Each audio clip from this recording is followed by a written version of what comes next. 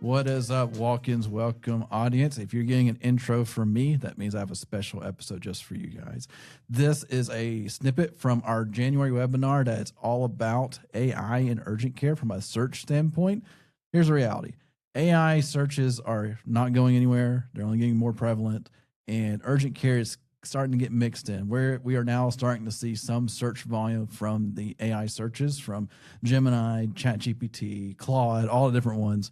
And so we did a webinar back in January. It talks about that. And how can you prepare for it? Because it is coming, and things that you can be doing right now that we know of. And now it could always change. So that 1 hour webinar, we shortened it down for this podcast episode. So if you've been thinking about AI for your urgent care in terms of like pure search and marketing, this will be a pretty good episode to listen to. So I hope you guys enjoy, and I'll catch you on the other side.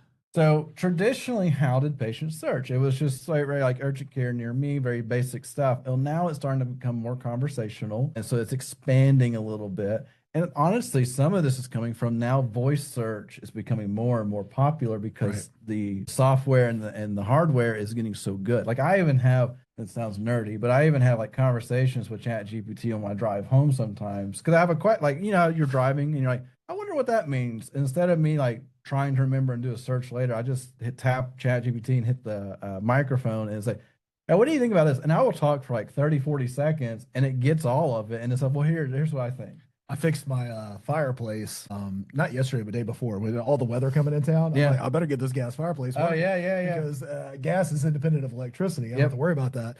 And I'm over here talking to ChatGPT, and I fixed it in about 15 minutes. Yeah, exactly. And that's just the way, like, I've made a decision on my foundation for my shed because of my conversation in the car. So, like, all these things matter. But this is how we function now, where you have... I know to match my energy, like, hey, ChatGPT. Hey, Nick, how you doing? Exactly. Like, I want some of that. Change the voices, right? What is that movie? Her? Yeah, there you go. Anyway, let's keep going. So, but this is how it's changing. So people are asking longer, more detailed questions, and they're really asking about what's going on with themselves. Where like this is happening. Should I go to an urgent care? Is an ER better? Because which is a great thing because we're trying as an industry to say, hey, ER is not your answer every single time. One, it's expensive. Two, you're gonna have long waits. And three, we could have just solved it for you.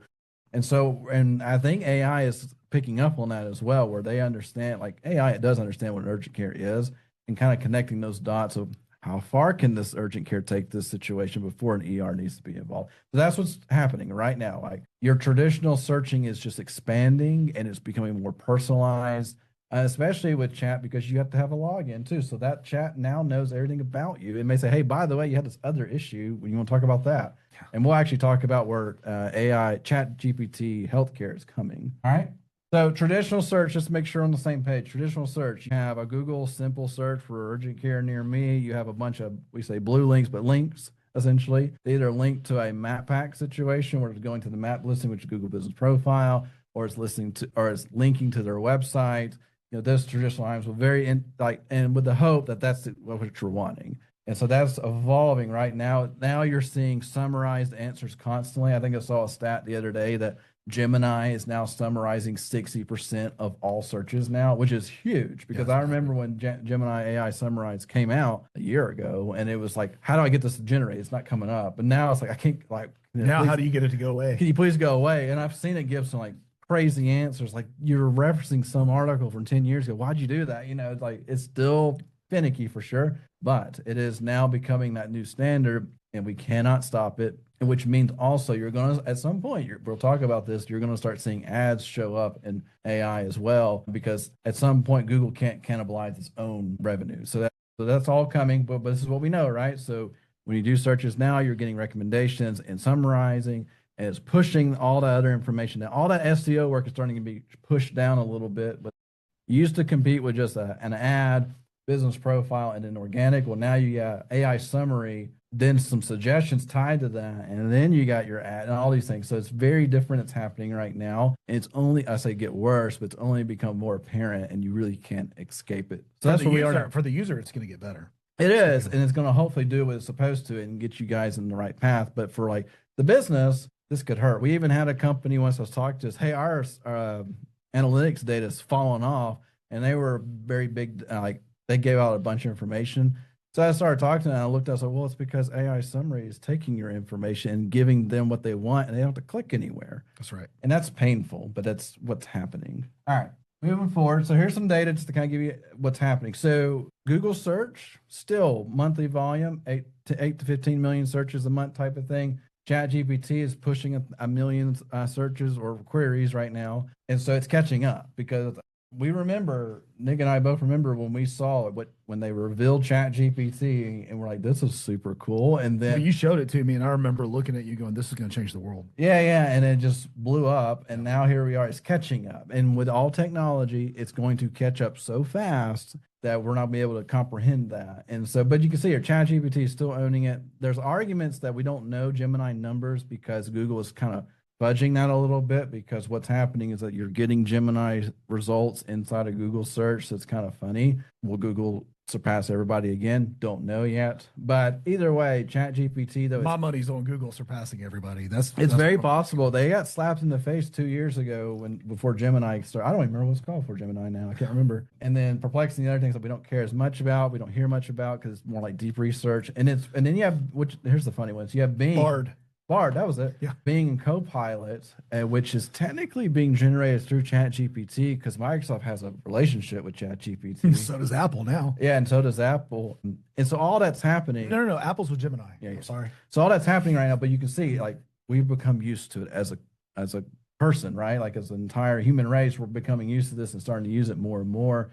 So it's not going away anytime soon. Anyway, I just want to touch on the reality of it because that's something we have to deal with. And then, of course, what does AI search look right now? They're asking about what's happening to them at this moment.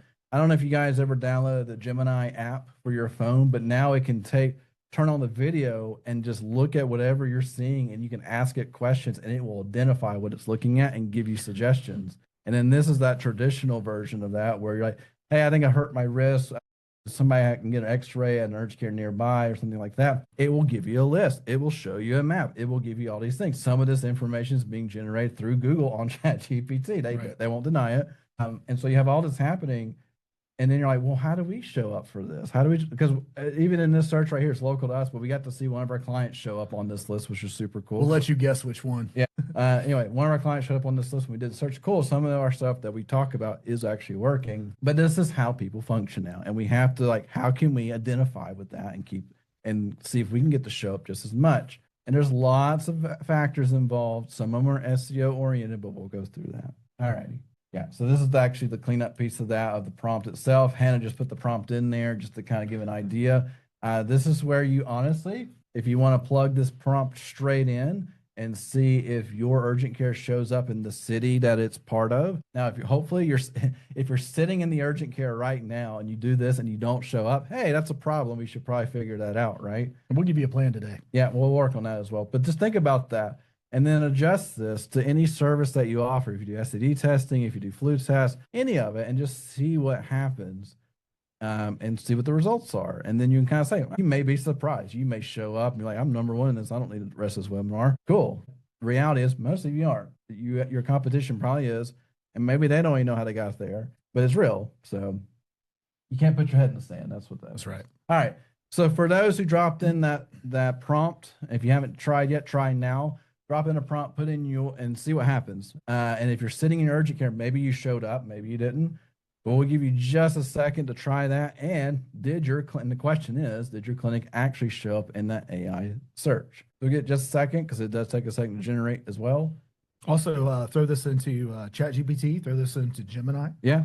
Right. Or if you're sitting on a PC, throw it in the Copilot because it's just sitting there waiting for you to ask it something. Yeah, it's like, please use me. Yeah, please see. There's a button on the keyboard now. Please use it. I'm an AI too. Yeah. Let's keep going. Yeah. So why urgent care is losing visibility in the search? Okay, I think there's a lot of reasons about this, but let me give you a few. One is your website simply isn't written for the engines. Okay. What that means is you're very SEO centric, right? Search engine optimization centric, which is there to get your website ranked on Google when somebody's doing a search, but it's not written to answer questions. right? You may not have structured the data for AI to be able to interpret it. Much like schema markups you would use for SEO, you have a way to structure that data for AI to scrape your information as well. You have weak signals. What is a local signal? Michael, real quick, a local signal would be? I mean, it could be a directory listing. Could be a directory listing. It could be a review. Yep. It could be a response to a review. It could be somebody that asked for directions. Those are signals. It makes your business seem real. Right. That's right. Because not a fake business that doesn't make sense. But for these things to happen, it has to be a real business. So it's a quality score ultimately. That's right. And your website may just not have enough content on it. It's thin or the content isn't relevant. And then a lot of times what we find is blogs. We'll find a blog situation that's 2 or 3 years old. Yep. So it's outdated. It stopped when they let go of the agency. Here, what we believe would be the cost of being invisible to the AI is your patients are probably going to start choosing your competitors because they're answering their questions. Your paid ads are going to work harder to compensate. That means that your costs are going to go up in your Google ads. I do want to make a quick note here and just kind of put a pin here. We're not telling you that Google ads and Google SEO is no longer relevant. What we're saying in this webinar is that you need to start considering, planning, and prepping for the AI search engines because they're coming hot and heavy in 2026. Yeah, like I had note on the spreadsheet of the searches, there's still 10-1 on searches right now for Google. Yeah. But now there's like a 10% search inside of ChatGPT. So Correct. That's just something you have to consider where it's not game changing yet, but at some point it will be. And simply put, you're going to start losing your share over time and you're not even going to know it, right? So you have to monitor these. What do you think is your clinic's biggest AI visibility weakness today? Is it your website content? Is it your local SEO and reviews? You're not managing your Google business profile properly? Is it the setup? Do you think maybe the website's just simply technically speaking not set up for it? Or maybe like most people, you just don't know? Yeah. Just don't know is a pretty common response just because it's one of those websites are that classic set it and forget it for most businesses. Right. And they'll revisit it in 5 years and then wonder why their traffic never really increased or anything. So like it's a real thing. People set and forget websites all the time. All right, let's keep going. Michael? Yeah. So go into the framework of things. So sorry. I guess I should have waited on the answers, right? Oh, yeah. I should start doing that.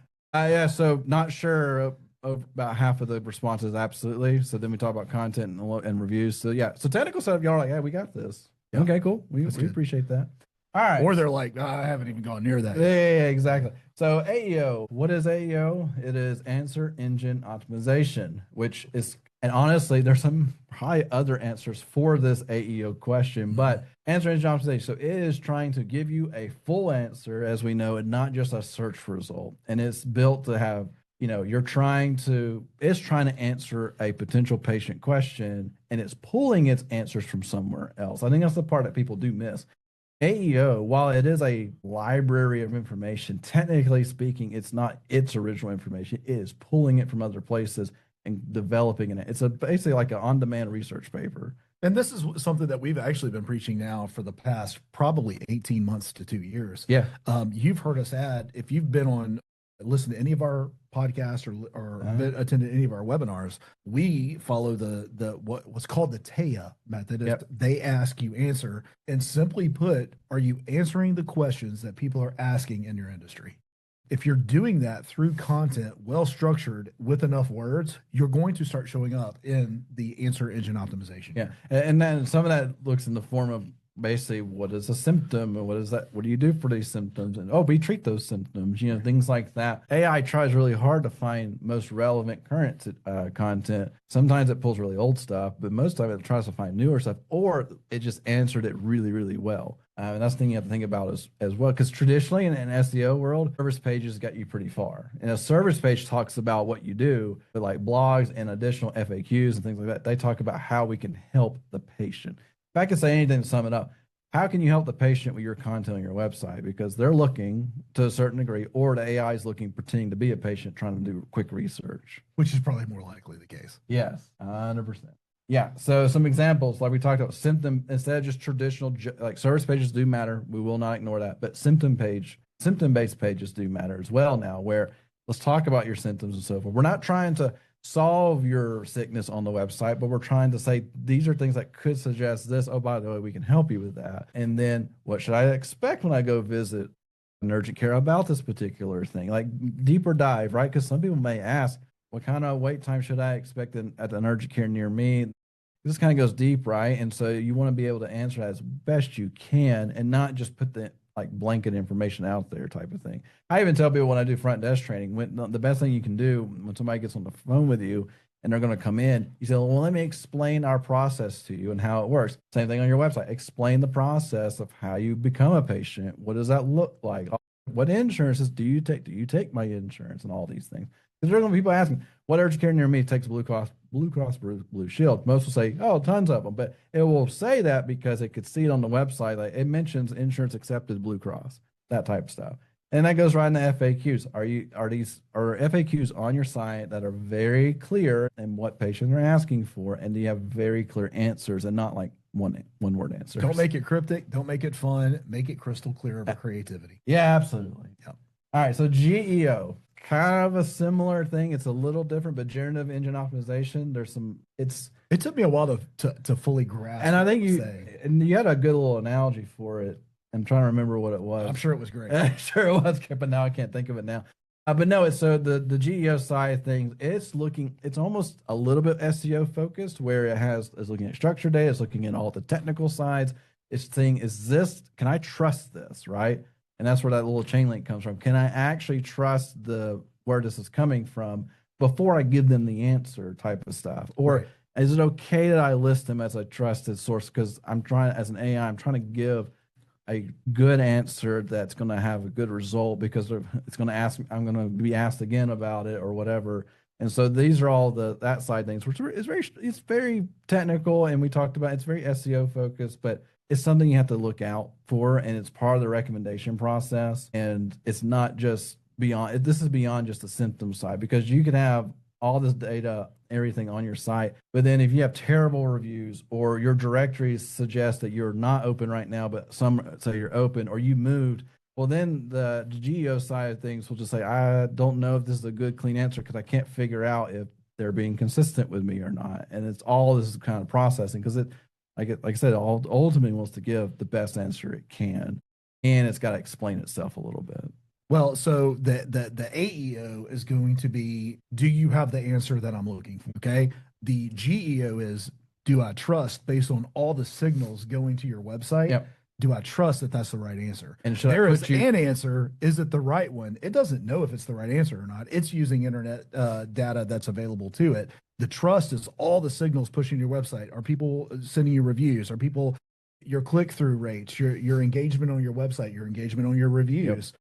Are they asking for directions to your location? Are people talking about you on the internet through social medias? Those are the things that are building or breaking trust. Yeah, exactly. And when you are creating a situation where you have people aren't going to your location, they're not looking for directions, you have a bunch of negative reviews.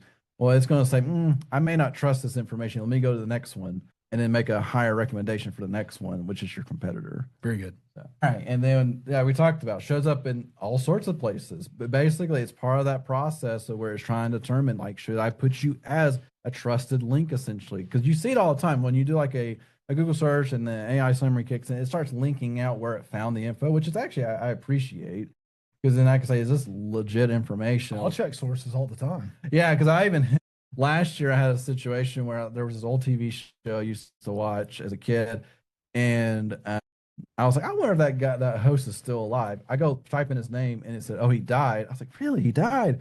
And what it was, the AI overview said he died, but it got it wrong. A guy with his same name died, and then it associated that it was the same TV host, but it was actually the TV host is still alive today. So that's real. And because I look at the resources, I say, well, that guy didn't do TV, but he died. Like, who's this? And then you have to dig. So that's the part too, that there's still some skepticism out there. I mean, especially right now in AI video, like on TikTok and all things, you really have to question what you're looking at, because is this AI or is this real? This seems too good to be true. It's probably not true. Those type of things. But that's where like that. You can't trust your eyes. You can't trust your eyes, which is which also means you can't trust what you're reading either. You have to be very, very careful to check the source. Yeah, and sadly, we also recognize that most people don't check anything; they just tap and go. But like we've heard plenty of calls of where is this so-and-so urgent care? no. And like, well, that's what I clicked on. I was like, I know. I don't think you did, but anyway. Yeah. So then we talk about they have to work together where, like you had said earlier, it's all about finding, like, does this have the content that this person's looking for? Right. Can I trust this source? Can I present this source to them? And then if you can't check those boxes very well, you may not show up in the result, or you show up in like certain results because their other options weren't any better. So kind of going through and thinking through that a little bit, like, does this make sense or not? And as the asterisk we always put out there, this can change. Like right now, this is what we know. I'll say it even better. This will change. Yeah, this is going to change at some point, but this is what we know now in January 2026. So Right. January 2026, it may have a different conversation that comes from all of this. Well, it used to be we had the brick and mortar store that made you legitimate. Yeah. And then in order to legitimize your brick and mortar, you had to have a website. Yeah. Well, in order to legitimize your website, you had to have a social media. And now all of those things, am I showing up on Google? Do I have a brick and mortar? And is my social media pumping on all cylinders? And now am I showing up in AI is going to eventually legitimize the rest of your business. Yeah. And then something else will come along or it will push something out. That's just a matter of time or something will adjust. Like going back to the old days of like Ask Jeeves or something like that. Like, oh man, I haven't heard that in forever. Yeah. But that was, think about Ask Jeeves, where AI is now asking me stuff. So this is where we're going. Some of it's kind of like, this seems familiar somewhere. Perpetual? Yeah, a little bit. And then something on this side, you may want to talk about this because you know a little bit more, but ChatGPT had back in October said, hey, we're bringing ads. And then it said, well, hold up. Gemini is taking over more search than we thought. We'll come back to you. Well, they did come back to us back in, 2 weeks ago? Yeah. I just got this information last week. Yeah, last week. So ChatGPT ads are coming, which is super. So talk about that. All right. So one of the things that you, if you're leaning on Google Ads to grow your clinic, this is going to be very, very important for you to pay attention to. But I thought it would be important to say you can go find this information. I'm sure there'll be links somewhere in the presentation, but you can go find this information on how ChatGPT is going to approach it. I expect most are going to follow suit in how this works, but they're not going to influence the answer. So you're not going to be able to run an ad to influence how an answer populates for a question, right? They're going to be labeled clearly as ads, just like Google Ads are. They're actually going to be shown after the response. So ChatGPT is going to populate a response to a question and then show an ad, and they're going to protect the privacy. We're going to have a slide later talking specifically about how ChatGPT is attacking the healthcare industry, approaching the healthcare industry. They're not going to show ads on sensitive topics such as like STDs, things like that. It's going to be a restricted model probably for a long time. And this will only show on the free ads. It's not going to show on the paid ads, the paid plans. So if you're a pro or a business user, those ads are not going to show, which is going to be a hindrance, I think. It's a very complicated time in the AI and how they're trying to approach this. They don't want to ruin the platform with a bunch of spam like Google did when it first came out. Right, and same with Facebook. But you're not going to be able to buy AI answer placement, and real visibility is going to be from being cited, not sponsored. Sponsored is going to augment, just like Google today. I love running Google ads for our clients. And Google ads allows us to really put our clients up front. Mm-hmm. But when you compare the data, their Google business profile significantly outperforms. And Jim and I just turned on my phone. Michael's over here playing with his phone. I'm just kidding. No, it accidentally came on. The Google business profile significantly outperforms the Google ads, but I require both of them. It matters that you do both, and I think that's going to be the case. Well, and I think a touch of what the ads will look like. If you do a search right now on ChatGPT and ask me, can you tell me some different? Like for me, I was trying to look up some foundation called Tough Blocks, and then when you look up Tough Blocks, it actually gives images and links to shopping sites of go to buy them. Right. To me, that's like it's at the bottom too of the response. To me, that's a taste of where the ads will probably start populating. Right. But it's coming. It may be a couple of months, but it's coming. We're excited to try it too. There you go. Here's the question though: do you currently have content directly answers patient questions? Like you're actually answering them. You're not just putting random stuff out there. Have you ever just sat down and just listened or asked your front desk, hey, what's the common questions that you get when you get calls coming in? Have you answered those on the website before? There are common questions that everybody gets. Most of the time it's going to be, are you accepting new patients, or what insurance do you take? What's your cash price? Hey, can you give me directions? Yep. And all those different kinds of things. There ought to be a second column in there somewhere of specific ailments. Hey, I've got this problem. just make a note of that problem and start answering their questions. Yeah. But how's this working for you right now? Yeah, and I think one easy way is say if you find your front desk saying, "Let me go talk to the provider," or let you talk to the provider, that may be a really good question to have an answer for. Sure. Love it. Yes, intentionally. Thank you for doing that. Oh, that's awesome. Actually, that's pretty cool to see. Honest, that's great to see you guys are doing that. Yep. All righty. So let's talk about AI visibility, what it looks like right now. So here's the challenge. Branding is a challenge in the urgent care space. This is what we're showing. Like, this is what we see today. Yeah. Right. And then and here's where like this is your opportunity. AI is here. It's in your space, but no one is pushing for it. I mean, I'll say this, American Family Care shows up in a lot of stuff, but they're also a large brand that you can't really escape in most places. So we have to acknowledge that. But the reality is they're showing up and so are others. And so there's a chance for you to be part of that mix because there's just people aren't focused on it yet. And we're giving you some tips like how you can get focused on it. And the cool part is AI is so, I don't say unpredictable, but like it is constantly trying to find better information. If you can provide it, you have a chance to win every single time. But that's just what's happening right now. And I really do put urgent care and with AI as with urgent care and branding. Like I really think it's something they know they need to do, but they don't know, either it's very expensive or don't know what the path to take is, or it's taking too long to do it and then they don't want to do it. Like I think that's where we live right now in the urgent care space when it comes to that. So it's just something we're putting out there. Like this is what we see. We can be proven wrong, absolutely, but this is what we're seeing across the board just in general. Yes, for sure. All right. So, but here's what the thing is, you could be ranking #1 on Google. Let's be honest. If it's you and there's only 2 other competitors in like a 2 to 3 mile radius, you're probably ranking. I mean, the rest of reality, you may be running ads. You got traffic coming. You have patients coming, but maybe you're not paying attention to AI because, like we said, right now it's probably 10. If you could have a 10% boost in your patient volume, would that matter to you? Right? In the urgent care space, absolutely. Yeah, 10% boost. Like if you went from 20 patients a day average to 22 average a day, we know that you're hitting break even at that point. That's a 10% lift. And some of that could be coming from AI, but you have to put a focus on it. So that's what we're just trying to like acknowledge. Like this is something that's coming. You can't put your head in the sand about it. I mean, that'd be great. And then maybe you'll come out on the other end, but chances are that's not going to happen. You're going to have your competitors say, hey, we need to take advantage of this. What can we do to take advantage of this? Let's dig into it and go from there. So like I said, your strategy's got to evolve. The strategy of what we traditionally know of SEO, Google Ads, running some traditional stuff, that's been around for a long time. It's amazing to me that digital has become traditional. It's getting that right way, right? Right. It's starting to like become a standard that we have to accept. Correct. Which is good for us. But no, so AI is now that gap that like what I got to do. So it's just something we're trying to be acknowledged. Like your SEO may be killing it. You may be missing some other elements as well. And then you talk about ChatGPT healthcare. This is I read everything you had sent to me because fascinating. It's fascinating, yeah. And there was a company like Be Well or something that's hooking into. This is so fascinating. Yeah, and I'll give you the big picture here. First of all, go do a search for ChatGPT healthcare so you can read this yourself. You're in the healthcare industry. You need to know that this is coming. But this is how people are going to be engaging. They're rolling out a brand new version of the platform that is simply for healthcare.